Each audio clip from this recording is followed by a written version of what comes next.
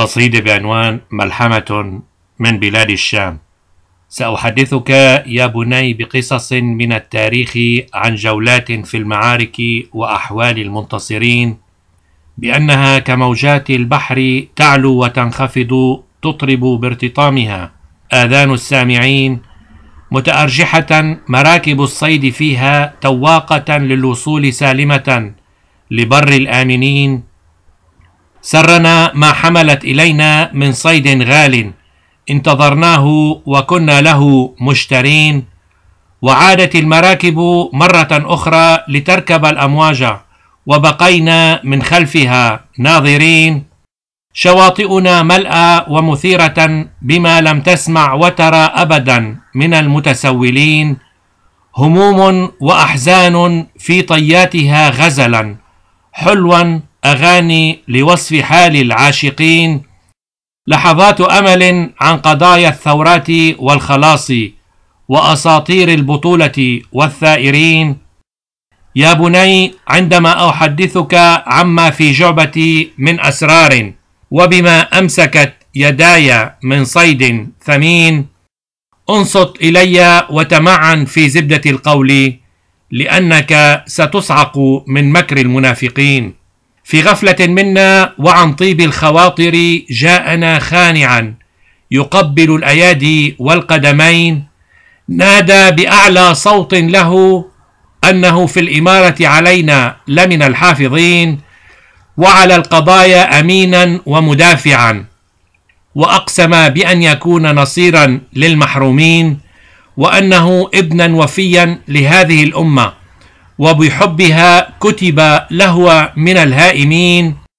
دخل قصر الإمارة وتمكن منها، وزجر فينا بغضب وحقد دفين، وأشهر سيفه للقتل وقطع الرؤوس، ونصب نفسه علينا كرب العالمين.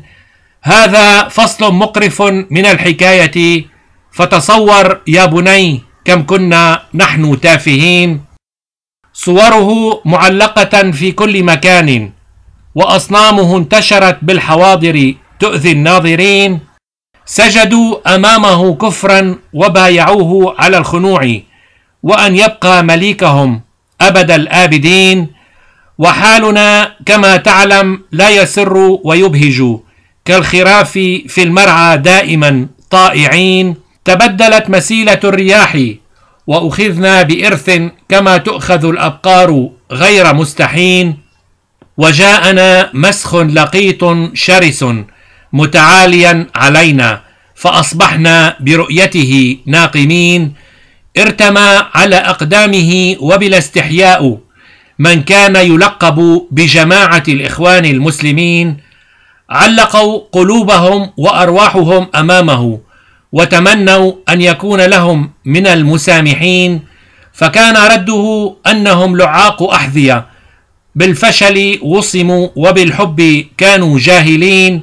هكذا يا بني كنا والكبت فينا، نرقب الغد وبالأمل ناظرين. جاءنا الغيث من درعا مربض الأسود، ومعقل الأشبال الغر الميامين. صرخة حق مدوية أصابت أسماع شعب ثائر حسبه من الصابرين. يا بني، شعبي كبير وعظيم وأفاخر به، وأتمنى أن أكون له من الناصرين. شعبي أصيل، ومن رحمه خرج من يكتب البطولات بدمه ويحمي المضطهدين.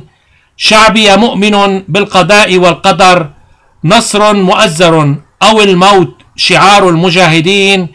يا بني، انهض لا تنحني ولا تحزن، فلن نكون بعد اليوم مهزومين. يا بني، سيبدل الحال ويفنى الطاغية، ويرد إلى أسفل سافلين، ونبقى على مر الزمن كالجبال الشامخة. قدرنا أننا إلى الأبد صامدين.